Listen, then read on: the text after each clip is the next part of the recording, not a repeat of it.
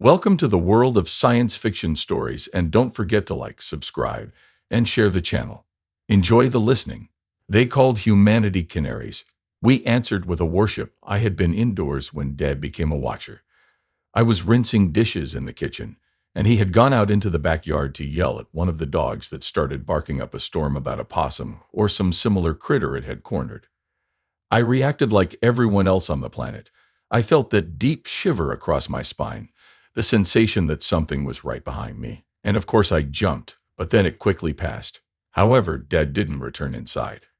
When I went out, I saw him standing there, his mouth murmuring almost silent words as he stared up at the sky. I couldn't drag him inside or move him, and the only responses I got from him were almost imperceptible acknowledgments amidst the litany of murmurs. Like so many others, he had the unfortunate luck of looking up at the wrong time, but scientists weren't really certain about what was happening. Radio satellites and telescopes had detected a small burst of energy from a distant star cluster, but nothing that should have been hazardous to human health, or even perceptible in most cases. The few grainy surveillance camera pictures and amateur astronomy snapshots that managed to capture this event at the exact moment simply showed a small flash of light, like the blinking of a distant plane marking whatever phenomenon this was. But we had to care for them. Over the following weeks, their conditions remained unchanged. They did not sleep, they did not eat, and they did not drink. They simply stared up at the sky unblinkingly and spoke only in gentle murmurs. Surviving that long without water, food, or other bodily functions was something that some scientists took a strong interest in. It seemed that their physiological needs had reverted to some kind of stasis, with one heartbeat occurring every minute or less. But even that did not explain the more extreme aspect. It did not explain how they were able to survive without drinking and without sleep. Some whispered that it was God exerting his will, and they were laughed off.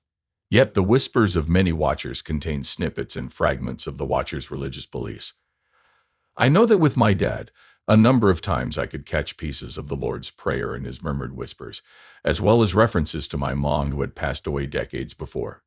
Nothing coherent, but also not entirely incoherent, which one might expect from mere mad babbling. It was as if they were attempting to form thoughts and words, but were continually distracted and drawn away, their gaze forever fixed upwards. About 6 months after the Watchers had begun their vigil, humanity first encountered another civilization from beyond the stars. The government had previously claimed to have confirmed encounters with aliens, but few believed them, myself included, and they offered almost no evidence to back up their claims. But now, unmistakable ships hovered over major city centers. Groups of diplomats and researchers ventured down to speak with us and share knowledge. While we were clearly amazed at their presence, it felt as though they were coming more out of a sense of guilt and obligation than true camaraderie and brotherhood. We soon discovered that they had been monitoring us for some time, but when asked why, they struggled to come up with the correct explanation. It wasn't until one of them, looking through our historical records and texts, must have found a reference that seemed to them to be eminently suitable. The ambassador stated, "You humans are our canaries." When asked for further elaboration, he explained that like miners used to carry canaries to detect dangers in geological extractions, they had learned that humanity was eminently sensitive to infrasonic and the presence of the divine. This, of course, sparked a wave of new conspiracy theories. However, they soon clarified their statements in the following days. Humans could sense the presence of divinity, most often felt through infrasonic vibrations as the powerful entities move and speak.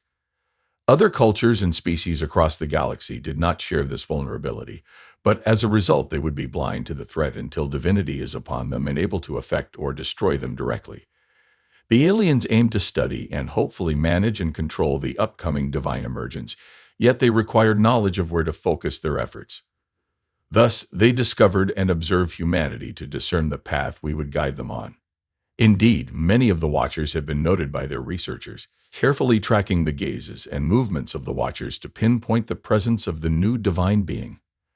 I even had one of the peculiar crab-like creatures in my yard, measuring Dad's gaze, and his eyes a mere 15 minutes before they left to the next Watcher. Still, meeting a bona fide alien is something I might one day share with my kids, maybe. Then the aliens departed, only here for their research and leaving after just a few short weeks.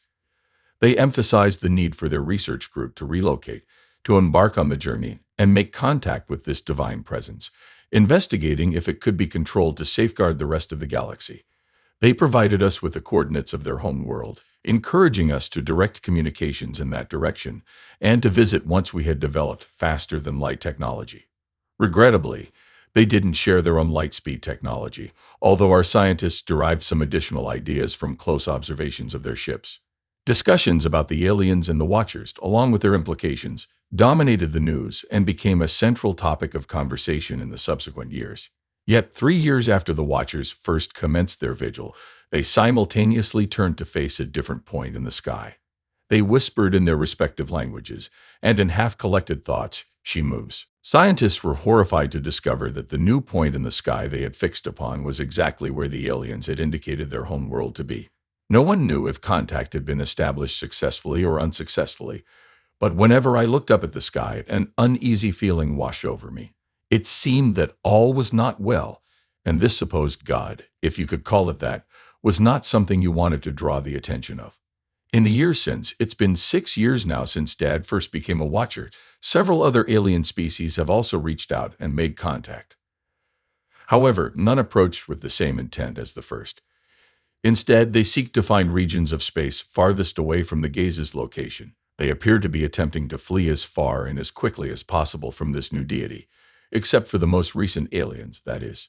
I bid farewell to Dad this morning. There's a dedicated caretaker team ensuring his needs are met, along with the other watchers without nearby families, providing shelter from the weather and changing his clothes regularly. However, I'm embarking on a new journey. I've joined the strike group. The last aliens didn't arrive in a research vessel or a refugee ship. They came in a battle cruiser, a colossal and fearsome weapon stretching for miles, equipped with technology and a shaky confidence that they could deliver a fatal blow to whatever threat loomed over this arm of the Milky Way. I'm unsure if we will succeed, but the risk is clear. If the Watchers have shown us anything, it's that this threat endangers my entire species. If we're not captivated by its presence, I fear that like those initial curious aliens who reached out to us, we could also be annihilated and silenced. So wish us luck. From what we can discern, it's still close to the home world of that initial species. The creature continues its actions, whatever they may be, to silence them. Its position remains unchanged. We're taking action now while we still have the opportunity. We're going to kill a god.